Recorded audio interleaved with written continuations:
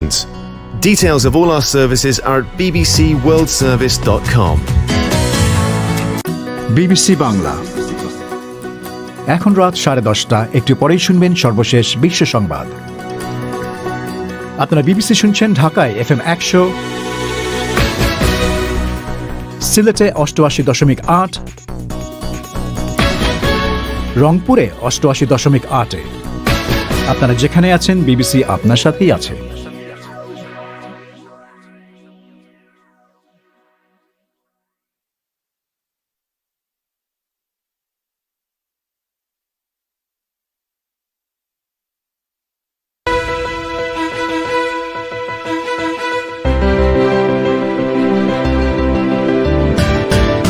Afghan president Ashraf Gani দেশ ছেড়ে পালিয়েছেন। তালেবান যোদ্ধারা কাবুলের ভেতরে ঢুকে পড়েছে বলে জানা যাচ্ছে। ওদিকে কাবুলে মার্কিন দূতাবাসের কর্মীদের দফায় দফায় সাজিয়া হেলিকপ্টারে করে কাবুল বিমানবন্দরে নিয়ে যাওয়া হয়। আফগান পরিস্থিতি প্রেসিডেন্ট বাইডেনকে কতটা বিপদে ফেলতে পারে? যতক্ষণ না পর্যন্ত তালেবানের উত্থান বা আফগানিস্তানের এই নাটকীয় পট পরিবর্তন যুক্তরাষ্ট্রের নিজের নিরাপত্তাকে বিঘ্নিত করছে, ততক্ষণ পর্যন্ত আমার মনে হয় না যে সাধারণ জনগণ আসলে বাইডেনের এই সিদ্ধান্তের কোনো রকম বিরোধিতা করবে। বাংলাদেশের প্রতিষ্ঠাতা রাষ্ট্রপতি শেখ মুজিবের হত্যাকাণ্ড নিয়ে স্মৃতিচারণা শুনবেন আজকের ইতিহাসের সাক্ষীতে। তবে অনুষ্ঠানের শুরুতে এখনকার মতো সর্বশেষ বিশ্ব সংবাদ।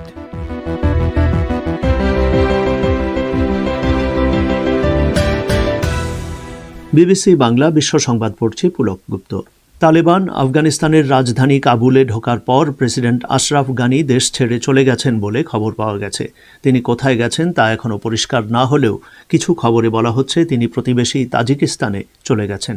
এক ভিডিও বার্তায় সিনিয়র আফগান রাজনীতিক মিস্টার আবদুল্লাহ বলেন, মিস্টার গানি যে অবস্থায় দেশকে ফেলে গিয়েছেন তার জন্য আফগান জাতি এবং সৃষ্টিকর্তার কাছে তিনি দায়ী থাকবেন। ওদিকে শহরে লুটপাট ঠেকানোর জন্য নেতৃত্বের কাছ থেকে নির্দেশ পাওয়ার পর তালেবান যোদ্ধারা কাবুলের ভেতরে ঢুকতে শুরু করেছে। ওদিকে যুক্তরাষ্ট্র কাবুলে তাদের দূতাবাস থেকে কর্মকর্তা কর্মচারীদের সরিয়ে নিতে শুরু করেছে। দূতাবাস ভবন থেকে কর্মীদের দফায় দফায় হেলিকপ্টারে করে বিমানবন্দরে নিয়ে যেতে দেখা গেছে। ইউরোপীয় কয়েকটি দেশের দূতাবাস কর্মীরা কাবুলে অজ্ঞাত নিরাপদ জায়গায় চলে গিয়েছেন বলে নেটোর পক্ষ থেকে জানানো হয়েছে। তবে রাশিয়া বলছে তারা কাবুলের দূতাবাস বন্ধ করছে না। আফগানিস্তানের পরিস্থিতি নিয়ে আলোচনার জন্য রাশিয়া জাতিসংঘ নিরাপত্তা পরিষদের একটি জরুরি বৈঠক ডাকার পরিকল্পনা করছে। ইউরোপীয় ইউনিয়নের একজন মুখপাত্র বলছেন, নারীর অধিকার এবং মানবাধিকার অব্যাহত রাখার শর্তে আফগানিস্তানে মানবিক সাহায্য অব্যাহত থাকবে। হেইতিতে শনিবার যে বড় ধরনের ভূমিকম্প হয়েছে তাতে 300-রও বেশি মানুষ নিহত এবং অন্তত 1800 জন আহত হয়েছে। বেঁচে যাওয়া লোকজনের খোঁজে উদ্ধার কাজ চালিয়ে যাচ্ছেন উদ্ধারকারীরা। 7.2 মাত্রার ওই ভূমিকম্প ক্যারিবীয় এই দেশটির দক্ষিণ পশ্চিমে আঘাত হানে। নাইজেরিয়ার মধ্যাঞ্চলীয় শহর জসে কমপক্ষে 23 জন মুসলিমকে হত্যার পর সেখানে 24 ঘন্টার জন্য কারফিউ জারি করা হয়েছে। এই সহিংসতার জন্য পুলিশ একটি খ্রিস্টান সম্প্রদায়ের তরুণদের দায়ী করেছে। হামলার সাথে জড়িত থাকার সন্দেহে অন্তত 20 জনকে গ্রেপ্তার করা হয়েছে। লিবিয়ার সাবেক নেতা মুয়াম্মার গাদ্দাফির একজন সমর্থক ও আত্মীয়ের মুক্তির দাবিতে একদল সশস্ত্র ব্যক্তি পানির সরবরাহ ব্যবস্থার উপরে হামলা চালানোর হুমকি দেওয়ার পর দেশটির দক্ষিণ পশ্চিমাঞ্চলে বড় একটি অংশে পানির সরবরাহ বন্ধ করে দেওয়া হয়েছে। বন্দুকধারীরা বলছে, আবদুল্লাহ সেনুসিকে মুক্তি দেওয়া না হলে পানি সরবরাহের প্রধান উৎস উড়িয়ে দেওয়া হবে। আপনারা শুনছেন বিবিসি বাংলার রাতের অধিবেশন পরিক্রমা, পরিবেশন করছে শাকিল আনোয়ার।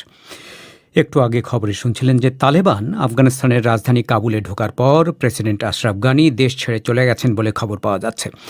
সেই সাথে জানা যাচ্ছে কাবুলে শান্তিপূর্ণভাবে ক্ষমতা হস্তান্তর নিয়ে আপোষ মীমাংসা শুরু হয়েছে। বিস্তারিত জানাতে মানসী বড়ুয়া আমার সাথে যোগ দিচ্ছেন এখন টেলিফোনে। মানসী, আশরাফ গানি কোথায় গেছেন, কিভাবে গেছেন, তার বিস্তারিত এখন পর্যন্ত আমরা কতটুকু জানতে পারছি? শাকিল, দেশটির প্রেসিডেন্ট আশরাফ গানি এবং ভাইস প্রেসিডেন্ট আমরুল্লাহ সালেহ দুজনেই দেশ ছেড়ে চলে গেছেন। আফগান কর্মকর্তাদের উদ্ধৃত করে প্রথমে এই খবর দেওয়া হয়েছিল। তখন আফগান প্রেসিডেন্টের অফিস বলেছিল নিরাপত্তার কারণে তারা আশরাফ গানির গতিবিধি সম্পর্কে কিছু বলতে পারছে না। কিন্তু কিছুক্ষণ আগে আফগানিস্তানের শীর্ষ রাজনীতিক আবদুল্লাহ মিস্টার গানির দেশ ত্যাগের খবর নিশ্চিত করেছেন। কিন্তু মিস্টার গানি কোথায় গেছেন সেটা তিনি নিশ্চিত করেননি। তবে আগেই যেমনটা আমরা বিশ্ব সংবাদে শুনছিলাম, রয়টার্স সহ বেশ কিছু বার্তা সংস্থা রিপোর্ট করেছিল যে মিস্টার গানি একটি বিমানে করে তাজিকিস্তান চলে গেছেন। মিস্টার আব্দুল্লাহ জাতীয় আপোষ বিষয়ক আফগানিস্তানের উচ্চ পরিষদের চেয়ারম্যান। দেখুন, ক্ষমতা হস্তান্তর প্রক্রিয়া কোন পর্যায়ে আছে তা কিন্তু এখনো স্পষ্ট নয়, তবে মিস্টার আব্দুল্লাহ মিস্টার গানিকে সাবেক প্রেসিডেন্ট বলে উল্লেখ করেছেন। তালেবান যোদ্ধাদের ঝটিকা দখল অভিযানের পর থেকেই পদত্যাগ করার জন্য মিস্টার গানির ওপরে চাপ বাড়ছিল। আপনি জানেন, দোহা থেকে তালেবান মুখপাত্র সুহাইল শাহিন আজ আরো আগের দিকে বলেছিলেন যে প্রেসিডেন্ট আশরাফ গানি তালেবান শাসন মেনে নিলে তার সাথে তালেবান কাজ করতে রাজি আছে। মানসী, সন্ধ্যায় যখন আমরা কথা বলছিলাম তখন আপনি বলেছিলেন যে তালেবান যোদ্ধারা কাবুলে ঢোকেনি, কাবুলে ঢোকার মুখে তারা বসে আছে। তো এখন আমরা জানতে পারছি যে তারা ঢুকে পড়েছে। কাবুলের পরিস্থিতি কি এখন? হ্যাঁ, আপনি ঠিকই বলেছেন শাকিল। প্রথমে বলা হয়েছিল যে তারা কাবুলে ঢোকার সবগুলো প্রবেশ মুখে প্রস্তুত থাকবে, কিন্তু তালেবান এখন তাদের যোদ্ধাদের কাবুল শহরে ঢোকার আদেশ দিয়েছে। তাদের একজন মুখপাত্র জাবিউল্লাহ মুজাহিদ তিনি বলেছেন যে কাবুলে লুটপাট ঠেকানোর জন্য এই আদেশ দেওয়া হয়েছে। তিনি বলেছেন, যেহেতু সরকারি বাহিনী শহরের বিভিন্ন অংশ এবং তাদের চেক পয়েন্টগুলো ছেড়ে চলে গেছে, তাই বিশৃঙ্খলা এবং লুটপাট ঠেকানোর জন্য তালেবান বাহিনী শহরে ঢুকেছে। রয়টার্স আরো আগের দিকে খবর দিচ্ছিল শহরের বিভিন্ন জায়গা থেকে বিক্ষিপ্ত গুলির আওয়াজ শোনা যাচ্ছে। কিছুক্ষণ আগে মার্কিন দূতাবাসের ইস্যু করা একটি নিরাপত্তা সতর্কবার্তায় বলা হয়েছে যে কাবুল বিমানবন্দরের কাছেও গুলির আওয়াজ শোনা গেছে। আর একটি বেসরকারি সংস্থা আবার কিছুক্ষণ আগে জানিয়েছে যে তারা কাবুলে তাদের হাসপাতালে 40 জন আহত ব্যক্তির চিকিৎসা করেছে। দেখুন শাকিল, শহরের বহু দোকানপাট, সরকারি অফিস এবং বাজার বন্ধ হয়ে গেছে। কোথাও কোথাও সেনাবাহিনী আর পুলিশ তাদের ডিউটি পোস্ট ছেড়ে চলে গেছে। ব্যাংকগুলো থেকে মানুষ তাদের অর্থ তুলে নিয়েছে বা তুলে নেবার চেষ্টা করেছে। কাবুলের বহু বাসিন্দা শহর ছেড়ে পালাচ্ছে, যদিও তালেবান মুখপাত্র মিস্টার শাহিন কাবুলে মানুষের জীবন এবং সম্পদ নিরাপদ বলে নিশ্চিত করার চেষ্টা করেছেন। তো গাড়িতে কাবুল ছাড়ার চেষ্টায় শহরের রাস্তায় তীব্র যানজট দেখা যাচ্ছে। অনেকে তাদের ব্যাগ, বোঁচকা, জিনিসপত্র ঘাড়ে করে রাস্তা দিয়ে দৌড়চ্ছেন এমন দেখা যাচ্ছে। অনেকে আবার নিজেদের গাড়ি রাস্তায় ফেলে রেখে পায়ে হেঁটে বিমানবন্দরে গেছে। কেউ কেউ বলছেন, বিবিসিকে বলেছেন যে তারা 5 ঘন্টা পায়ে হেঁটে বিমানবন্দরে পৌঁছেছে। একটা খুবই বিশৃঙ্খল এবং উদ্বেগজনক পরিস্থিতি কাবুলের এখন। তো আমেরিকানদের দূতাবাস খালি করার যে প্রক্রিয়া, আমরা সন্ধ্যা থেকেই জানি যে তাদেরকে বিমানবন্দরে নিয়ে যাওয়া হচ্ছে হেলিকপ্টারে করে দূতাবাস ভবন থেকে। তার সর্বশেষ কি? আপনি ঠিকই বলেছেন, আমেরিকা কাবুলে তাদের দূতাবাস থেকে তাদের কর্মীদের সরিয়ে নিচ্ছে। আমরা ফুটেজে দেখেছি যে দূতাবাসের ছাদ থেকে হেলিকপ্টারে করে দফায় দফায় তাদের শহরের বিমানবন্দরে নিয়ে যাওয়া হয়েছে। আমেরিকা তাদের কর্মীদের সরিয়ে নেবার জন্য 5000 সৈন্য পাঠিয়েছে। আগে শোনা যাচ্ছিল যে আমেরিকা তাদের দূতাবাস কাবুলে বন্ধ করে দিচ্ছে, কিন্তু আমেরিকান পররাষ্ট্রমন্ত্রী মিস্টার অ্যান্টনি ব্লিংকেন তিনি বলেছেন তারা দূতাবাস কাবুল বিমানবন্দর চত্বরে সরিয়ে নিচ্ছেন। তো কাবুলে শাকিল তাদের যে বিশাল দূতাবাস ভবন, তার ভবিষ্যৎ কি হবে সেটা কিন্তু জানা যাচ্ছে না। এদিকে নেটোর একজন কর্মকর্তা বলেছেন যে ইউরোপীয় ইউনিয়নের বেশ কিছু কর্মীকে অজ্ঞাত জায়গায় নিরাপদে সরিয়ে নেওয়া হয়েছে, কিন্তু তাদের কোথায় নেওয়া হয়েছে সেটা বলা হচ্ছে না। রাশিয়া অন্যদিকে বলেছে তারা তাদের দূতাবাস বন্ধ করছে না, কারণ তালেবান তাদের নিরাপত্তার আশ্বাস দিয়েছে। মানসী, আপনাকে ধন্যবাদ। শুনছিলেন যে কয়েক হাজার মার্কিন মেরিন সৈন্য কাবুলে নিয়ে গিয়ে আমেরিকা তাদের দূতাবাসের কূটনীতিক, কর্মকর্তাদের আফগানিস্তান থেকে বের করে নেওয়ার প্রক্রিয়া শুরু করেছে। সকাল থেকে দফায় দফায় সাজিওয়া হেলিকপ্টারে করে তাদের দূতাবাস ভবন থেকে কাবুল বিমানবন্দরে তাদেরকে নেওয়া হয়। অনেকেই এই দৃশ্যকে 1975 সালে ভিয়েতনাম যুদ্ধ শেষে সাইগন থেকে আমেরিকান দূতাবাস কর্মীদের পালানোর সাথে তুলনা করছেন। আফগান পরিস্থিতির প্রতিক্রিয়া কিভাবে আমেরিকাতে ইতিমধ্যেই হচ্ছে এবং ভবিষ্যতে তা কোন দিকে গড়াতে পারে? কিছুক্ষণ আগে আমি জিজ্ঞেস করেছিলাম যুক্তরাষ্ট্রের ইলিনয় স্টেট ইউনিভার্সিটির রাজনীতির অধ্যাপক ডক্টর আলী রিয়াজকে। 2 ধরনের প্রতিক্রিয়া হবে, এটা প্রায় নিশ্চিত। একটা হচ্ছে যে রাজনৈতিকভাবে তার যার প্রতিপক্ষ রিপাবলিকানরা জোর দিয়ে বলবেন যে এটা হচ্ছে মিস্টার বাইডেনের যে পররাষ্ট্রনীতি তার একটা বড় রকম ব্যর্থতা এবং জাতীয় নিরাপত্তার প্রশ্ন তারা তুলবেন, কিন্তু তারা কখনোই উল্লেখ করবেন না যে আসলে এই চুক্তি করা হয়েছিল তাদেরই প্রেসিডেন্ট মিস্টার ট্রাম্পের সময় তালেবানের সঙ্গে। ফলে এই আলোচনাটার পাশাপাশি যেটা মনে রাখতে হবে দ্বিতীয় প্রতিক্রিয়াটা হচ্ছে সাধারণ জনগণের মধ্যে প্রতিক্রিয়া। মার্কিন যুক্তরাষ্ট্রের জনগণ এখন আর এই অবস্থায় নাই যে তারা দেশের বাইরে এরকম একটা দীর্ঘযুদ্ধ অব্যাহত রাখার পক্ষে। যতক্ষণ না পর্যন্ত তালেবানের উত্থান বা আফগানিস্তানের এই নাটকীয় পট পরিবর্তন যুক্তরাষ্ট্রের নিজের নিরাপত্তাকে বিঘ্নিত করছে, ততক্ষণ পর্যন্ত আমার মনে হয় না যে সাধারণ জনগণ আসলে বাইডেনের এই সিদ্ধান্তের কোনো রকম বিরোধিতা করবেন। তবে সেটা নির্ভর করছে যে রিপাবলিকানরা তারা যেটা চেষ্টা করবেন সেটাতে তারা কতটা সফল হবে। তো ইতিমধ্যেই আমরা যেটা দেখেছি গত কয়েকদিনে, সেটা হচ্ছে যে রিপাবলিকানরা, আপনিও যেটা বলছিলেন যে তাদের আক্রমণ শুরু করে দিয়েছেন বাইডেনকে লক্ষ্য করে। মিচ ম্যাককনেল, সেনেটের রিপাবলিকান যে লিডার, তিনি দুদিন আগে বলেছেন যে পরিস্থিতি সাইগনের মতো হতে চলেছে। কাবুলের পরিস্থিতি সাইগনে যেভাবে পালাতে হয়েছিল সেরকম পালাতে হচ্ছে। কিন্তু আজকে যেটা আমরা দেখছি তাতে করে আরও বেশি রিপাবলিকানরা সে কথা বলবেন যে সত্যিই সেভাবে পালাচ্ছে, হেলিকপ্টারে করে নিয়ে যাওয়া লাগছে এয়ারপোর্টে আমেরিকান অফিসিয়ালদের দূতাবাস থেকে। পরিস্থিতি তো আরও খারাপের দিকে যাবে মিস্টার বাইডেনের জন্য, তার উপর চাপ তো আরও বাড়বে, না কি মনে হয়? হ্যাঁ, খানিকটা চাপ বাড়বে। যে প্রশ্নটা বড় করে উঠবে সেটা হচ্ছে যে গত কিছুদিন ধরেই যেটা বলা হচ্ছিল যে বেশ কিছু সময় লাগবে কাবুলের পতনের জন্য, কিংবা তালেবান ক্ষমতায় আসার জন্য, বা তালেবান সমস্ত দেশ দখল করার জন্য যে সমস্ত হিসেব দেওয়া হয়েছিল গোয়েন্দা সংস্থাগুলোর থেকে, সেগুলো যে আসলে সম্পূর্ণ ভুল প্রমাণিত হয়েছে সেটা নিয়ে একটা বড় প্রশ্ন উঠবে। এবং সেটা একটা বৈধ প্রশ্ন অবশ্যই, কেন যুক্তরাষ্ট্রের গোয়েন্দা সংস্থাগুলো আফগান পরিস্থিতি বুঝতে ব্যর্থ হলো। এই প্রশ্ন কোনো না কোনোভাবে আসলে মিস্টার বাইডেন এবং বাইডেন প্রশাসনকে মোকাবেলা করতে হবে। কিন্তু সাধারণ জনগণের মধ্যে রাজনৈতিকভাবে এই প্রশ্নটা কতটা হালে পানি পাবে সেটা ভিন্ন কথা। আমার মনে হয় না সেটা হালে খুব পানি পাবে। কিন্তু যেটা রিপাবলিকানদের সুবিধা দেবে সেটা হচ্ছে এখন দেশের অভ্যন্তরের বিভিন্ন বিষয় নিয়ে, বিশেষ করে ধরুন ইনফ্রাস্ট্রাকচার বিল এবং বিভিন্ন রকম সামাজিক নিরাপত্তার ক্ষেত্রে পরিবর্তন, বড় ধরনের যে বাজেট চাওয়া হচ্ছিল এবং যে সমস্ত বিল আছে সেগুলো থেকে তারা দৃষ্টি সরিয়ে দিতে চেষ্টা করবেন। এবং তারা চেষ্টা করবেন যেন এই আলোচনা এখন দেখায় যে মিস্টার বাইডেন যে এতদিন ধরে পররাষ্ট্রনীতির ব্যাপারে তার বড় বড় সাফল্যের কথা বলছিলেন সেগুলো আসলে খুব একটা নির্ভরযোগ্য নয়। এই আলোচনাগুলো হবে, কিন্তু তাতে করে যে খুব বড় রকমের রাজনৈতিক ক্ষতি মিস্টার বাইডেনকে স্বীকার করতে হবে এখন পর্যন্ত আমার কাছে তা মনে হচ্ছে না। কিন্তু মিস্টার বাইডেনও দুদিন আগেও তিনি বলেছেন যে তিনি এক মুহূর্তের জন্য অনুশোচনা করছেন না যে তিনি সেনাবাহিনী ফিরিয়ে আনছেন আফগানিস্তান থেকে। তো এই ভরসাটা পাচ্ছেন কিভাবে তিনি?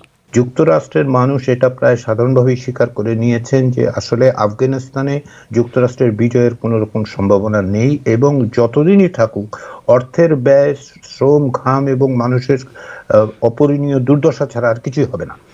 এই রাজনৈতিক বাস্তবতাটা, এই সামরিক কৌশল বাস্তবতাটা আসলে অনেকেই বুঝতে পারেন, অধিকাংশ মানুষই বুঝতে পারেন। এটা হচ্ছে একটা কারণ। দ্বিতীয় বিষয় যেটা, সেটা হচ্ছে মিস্টার বাইডেনের আস্থার জায়গাটা হচ্ছে এই যে পরিস্থিতির এখানেই শেষ হবে না, নতুন নতুন পরিস্থিতির সূচনা হবে আফগানিস্তানে। আমার যেটা আশঙ্কা, সেটা যেটা অন্যরাও বলছেন, আসলে কূটনৈতিক মহলেও বিভিন্নভাবে বলা হচ্ছে, সেটা হচ্ছে যে তালেবান ক্ষমতায় আসবার পর কী ধরনের আচরণ করেন এবং সেই আচরণের ফলে ওই এলাকায়, ওই অঞ্চলে কী ধরনের স্থিতিশীলতার জন্য কতটা হুমকি হয় অথবা হয় না। ফলে এই সমস্ত যে ডেভেলপমেন্ট সেগুলোর উপর ভরসা রাখছেন মিস্টার বাইডেন।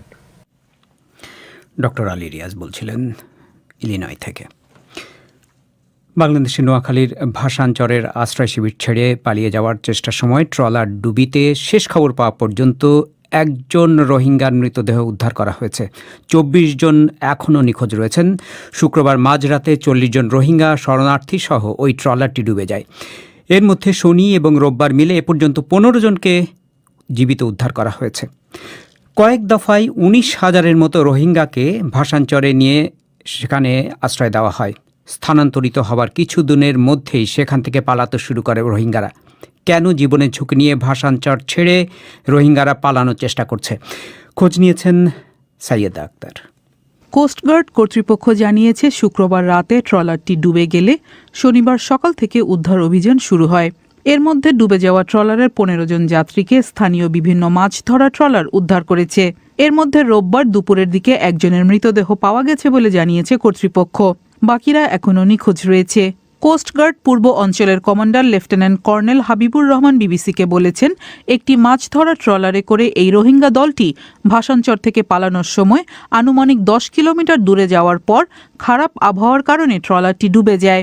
নেভি এবং কোস্টগার্ড মিলে উদ্ধার কার্যক্রম চলমান আছে। নেভির 2টা জাহাজ, কোস্টগার্ডের 2টা জাহাজ, এটার পাশাপাশি হাই স্পিড বোট গিয়েছে, লোকাল বোট আছে। এই কোঅর্ডিনেশনের উদ্ধার অভিযানটা চলমান আছে। ভাসানচর থেকে রোহিঙ্গাদের পালিয়ে যাওয়ার ঘটনা এটাই প্রথম নয়। রোহিঙ্গাদের মধ্য থেকে যারা ভাসানচরে এসেছেন, বলা হয়েছে তারা নিজের ইচ্ছায় সেখানে যাচ্ছেন। তাহলে কেন সেখান থেকে তাদের পালিয়ে যাওয়ার ঘটনা ঘটছে? পরিচয় গোপন রাখার শর্তে ভাসানচরে বসবাসরত একজন রোহিঙ্গা ব্যক্তি বিবিসিকে বলেছেন, কক্সবাজারের চেয়ে ভাসানচরের বাড়িঘরের পরিস্থিতি বেশ উন্নত, কিন্তু সেখানে কাজের সুযোগ বা উন্নত চিকিৎসার ব্যবস্থা নেই। এসব কারণে অনেকেই সেখানে থাকতে চায় না।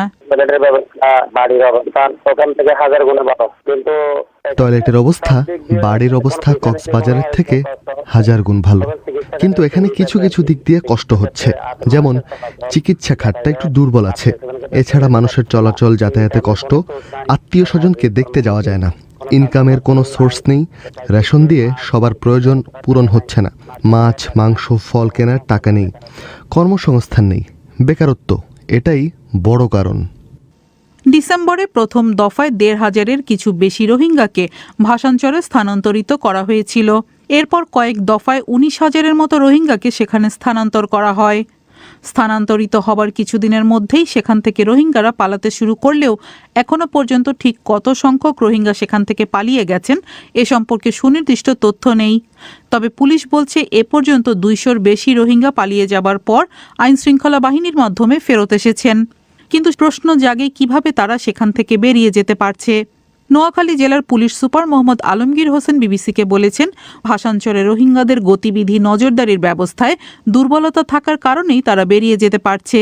কিছু কিছু জায়গা এখনো ফাঁকা রয়েছে, যেখানে আসলে সিকিউরিটি আসলে নেওয়া ওখানে সম্ভব হয়নি, বা পুরো এলাকাতে এখনো মোট কথা ফেন্সিং এর আওতায় আসেনি।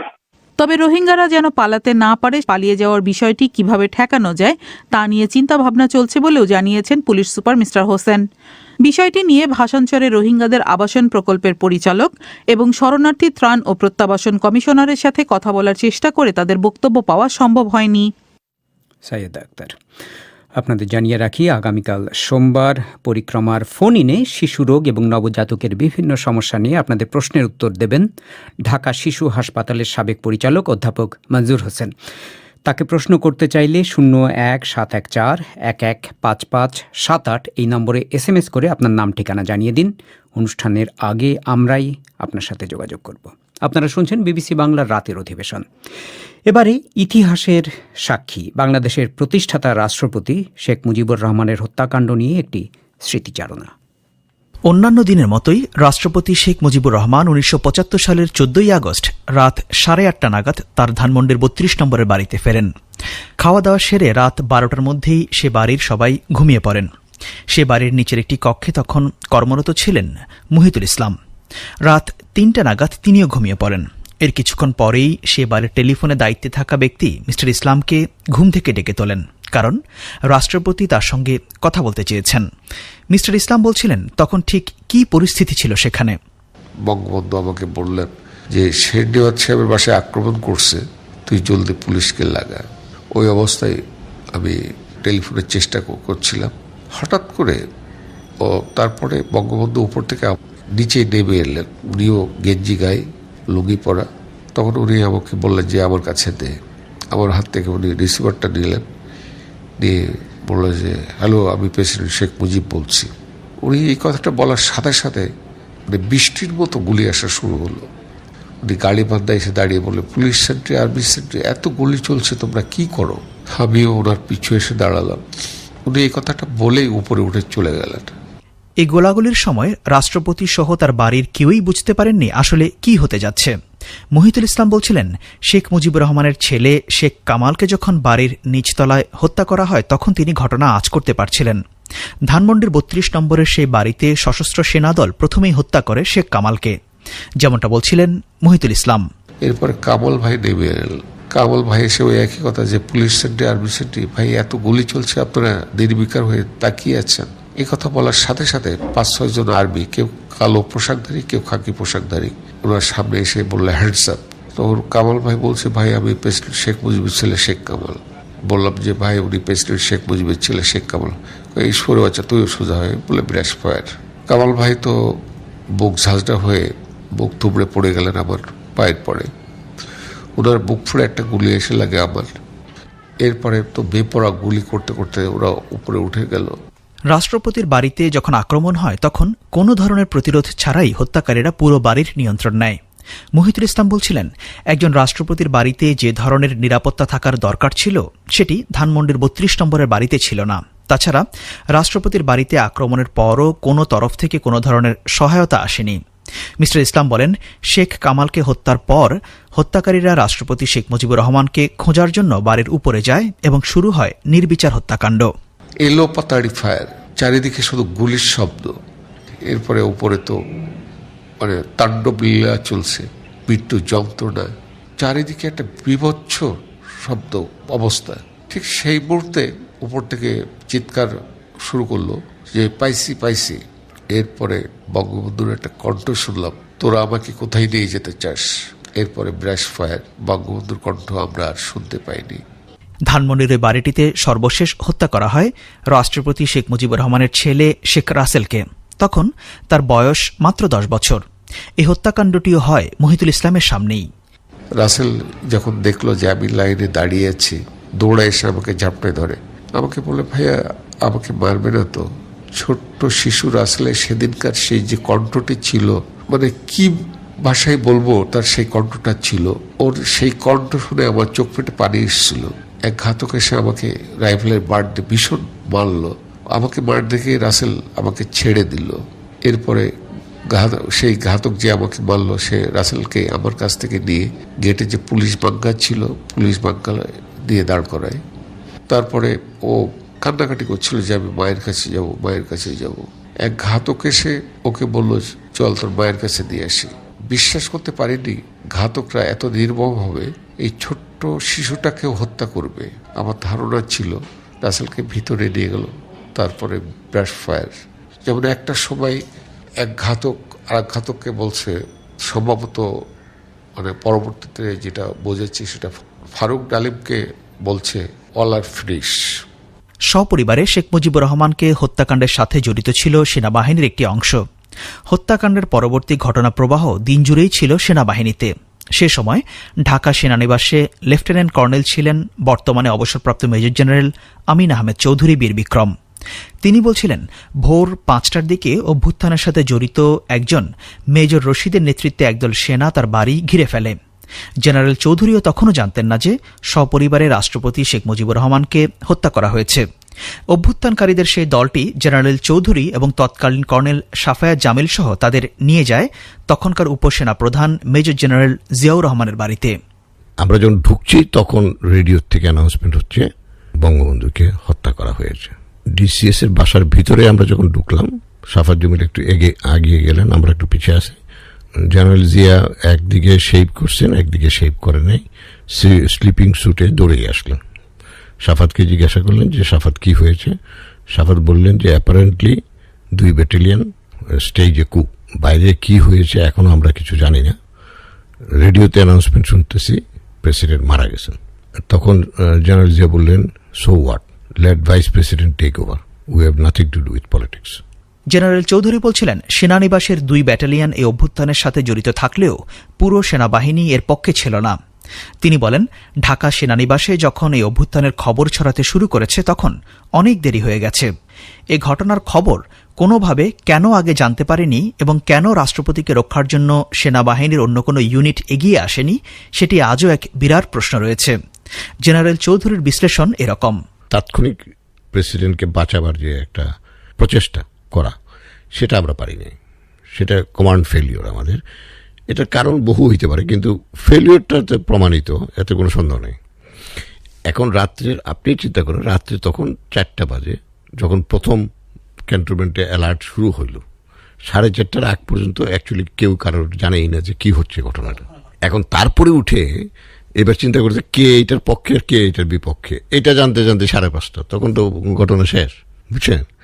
এবং রাতের অন্ধকারে আমরা যদি আগে ধরেন 1-1:30 থেকে যদি কেউ অ্যালার্ট হইতে পারত এবং ওটাকে যদি প্রতিহত করার জন্য একটা প্রচেষ্টা চালাতো, তাহলে কিন্তু রাত্রের অন্ধকারে অ্যাকশন নেওয়া সম্ভব ছিল। হত্যাকাণ্ড চালানোর পর থেকেই সে বাড়িটি অভ্যুত্থানের সাথে জড়িত সেনাদের নিয়ন্ত্রণেই ছিল। সকাল 10টার দিকে মেজর জেনারেল আমিন আহমেদ চৌধুরী গিয়েছিলেন সেই বাড়িতে। ভোর 4:30 নাগাদ হত্যাকাণ্ড শেষ হলেও তখনও মৃতদেহ পড়ে থাকতে দেখেন তিনি। আর্টিলারি রেজিমেন্টের কিছু ট্রুপস ছিল পাহাড়ায়, মেজর হুদা ছিলেন, তো সেখানে ঢুকতে দিচ্ছিল না কাউকে। আই ওয়াজ ইন ইউনিফর্ম, তবু ঢুকতে দিচ্ছিল না। তো হুদার যেহেতু আমি একটু চিনতাম, তো হুদাকে বললে পরে হুদা আমাকে ঢুকতে দেয়, এবং আমি দোতলার সিঁড়িতে উঠতেই বঙ্গবন্ধুর লাশটা দেখি, পুরা সিঁড়ি ভর্তি রক্ত। চশমাটা বাইরে ছিল, সিঁড়ির 3rd বা 4th সিঁড়িতে ছিল, পাইপটাও পড়ে ছিল বাইরে।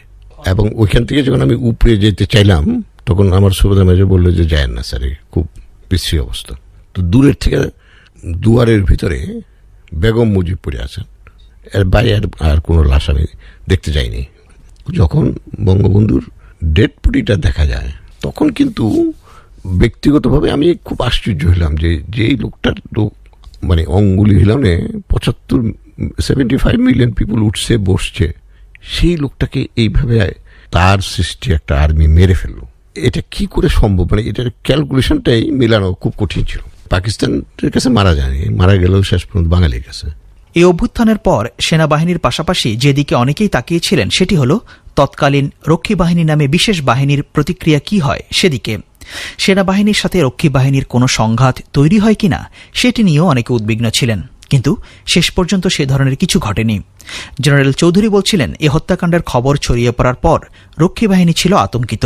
ধানমন্ডির 32 নম্বরের বাড়ি থেকে জেনারেল চৌধুরী দুপুর নাগাদ যান সাভারে রক্ষী বাহিনীর সদর দপ্তরে। মেসেজ নিয়ে আমাকে রক্ষী বাহিনী হেডকোয়ার্টারে যেতে হয়, যাতে করে তারা আতঙ্কগ্রস্ত না হয়। আমি একাকী, যদিও ব্যাটালিয়ন নিয়ে যেতে বলা হয়েছিল, আমি ব্যাটালিয়ন নেইনি। সেখানে গিয়ে আমরা রক্ষী বাহিনীকে বলি যে যেহেতু একটা ঘটনা যতই কলঙ্কজনক হোক, একটা ঘটনা ঘটে গেছে, সেনাবাহিনীর কিছু লোক এটার সাথে জড়িত থাকলেও সেনাবাহিনী এটার সাথে জড়িত নয়। সেই হিসেবে সেনা প্রধানের বাণী নিয়ে আমি এখানে আসছি। হত্যাকাণ্ডের পর সকাল নাগাদ তৎকালীন ক্ষমতাসীন দলের একজন সিনিয়র নেতা এবং মন্ত্রী পরিষদের সদস্য খন্দকার মোশতাক আহমেদ রাষ্ট্রপতির দায়িত্ব নেন। সেনাবাহিনীর একটি অংশ এই অভ্যুত্থানের সাথে জড়িত থাকলেও সামগ্রিকভাবে 15ই আগস্ট সারাদিন সেনাবাহিনীর ভেতর থেকে কোনো ধরনের প্রকাশ্য পদক্ষেপ দেখা যায়নি। মেজর জেনারেল আমিন আহমেদ চৌধুরী বলছেন, অভ্যুত্থানের খবর জানাজানি হওয়ার পরে সেনা কর্মকর্তাদের পরস্পরের মধ্যেই এক ধরনের অবিশ্বাস তৈরি হয়েছিল। আমি যেমন ব্রিগেড কমান্ডারের কাছে গেছি, তখন তিনিও চিন্তা করতেছেন যে আমি কি এদের পক্ষে আসছি তার সাথে তার বিপক্ষে। সেই জন্য উনি প্রথম আমার জিজ্ঞাসা করলেন, তুমি কি করে এখানে পৌঁছতে পারলো বা ওর সাথে কি করে আসলা, বা আবার সিভিল ড্রেস। আবার প্রথম হাফ এন আওয়ার কেউ কাউকে বিশ্বাস করেনি।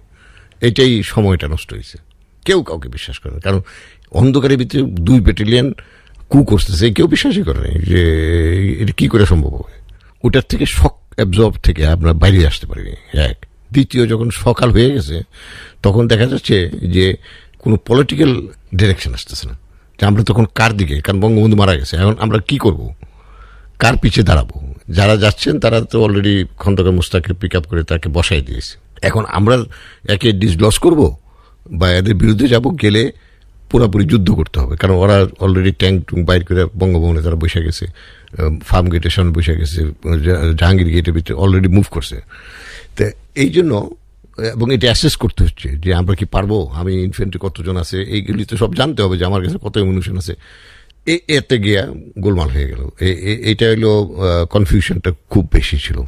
রাষ্ট্রপতি শেখ মুজিবুর রহমানকে সপরিবারে হত্যার পর খন্দকার মোশতাক আহমেদ রাষ্ট্রপতি হলেও ক্ষমতার কেন্দ্রে ছিলেন অভ্যুত্থানকারী জুনিয়র সেনা কর্মকর্তারা। সেই থেকে পরবর্তী প্রায় 1.5 দশক বাংলাদেশের ইতিহাস, সেনাবাহিনীর ভেতর অভ্যুত্থান, পাল্টা অভ্যুত্থান আর সামরিক শাসনের ইতিহাস। পরিবেশন করলেন আকবর হোসেন। অধিবেশন শেষ করার আগে খবরের প্রধান অংশগুলো আপনাদের আরেকবার জানিয়ে দিচ্ছি। আফগান প্রেসিডেন্ট আশরাফ গানি দেশ ছেড়ে পালিয়েছেন। বিভিন্ন খবরে বলা হচ্ছে যে তিনি প্রতিবেশী তাজিকিস্তানে পালিয়ে গেছেন একটি বিমানে করে। ওদিকে তালেবান যোদ্ধারা কাবুলের ভেতরে ঢুকে পড়েছে বলে জানা যাচ্ছে। কাবুলে মার্কিন দূতাবাসের কর্মীদের দফায় দফায় সাজোয়া হেলিকপ্টারে করে কাবুল বিমানবন্দরে নিয়ে যাওয়া হয়।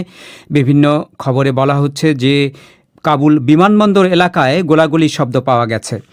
আর দোহায় তালেবান নেতৃত্ব আশ্বস্ত করার চেষ্টা করছেন যে কোনো ধরনের কোনো প্রতিশোধ তারা নেবেন না।